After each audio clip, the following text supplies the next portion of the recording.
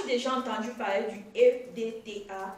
L'utilises-tu régulièrement dans tes formulations ou alors pas? Dans cette vidéo, je vous parle de cet actif cosmétique qui est très souvent négligé, mais alors très indispensable dans nos formulations dermocosmétiques.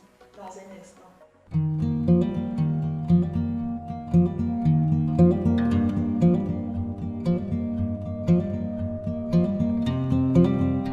Hello mes beautypreneurs, j'espère que vous vous portez bien. Je suis Wilson Audrey, experte en formation et formule dermocosmétique. Si c'est ta première fois de tomber sur l'une de mes vidéos, je t'invite à liker, à commenter, à partager et surtout à t'abonner à ma page Facebook Wilson Audrey officielle.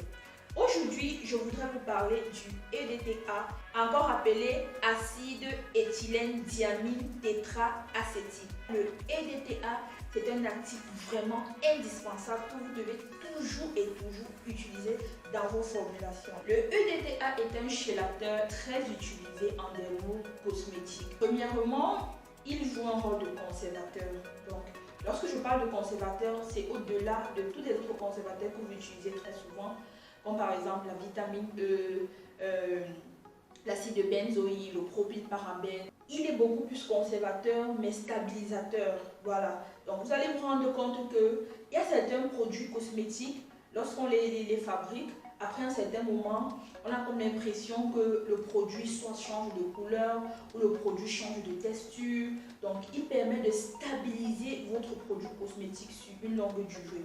Il joue aussi un rôle très important et capital. Donc il empêche la prolifération des microbes. Donc, vous voyez, il y a souvent des produits, quand on laisse à l'air libre, à un certain moment, quand on revient, on voit un peu comme des moisissures, ou bien par exemple des petits boutons, ou alors une couche carrément qui apparaît sur le produit cosmétique. Ça, c'est vraiment les effets de la non-utilisation du EDTA dans nos formulations cosmétiques. Je vous assure, il est très important de l'utiliser. Si vous essayez d'utiliser, vous allez vous rendre compte que votre produit va rester le même pendant une longue durée. Vous n'allez pas remarquer des microbes qui vont se proliférer. Et parce que si les microbes se prolifèrent dans votre actif, une fois que les gens vont utiliser ce produit, on va se rendre compte qu'on a des imperfections sur la peau.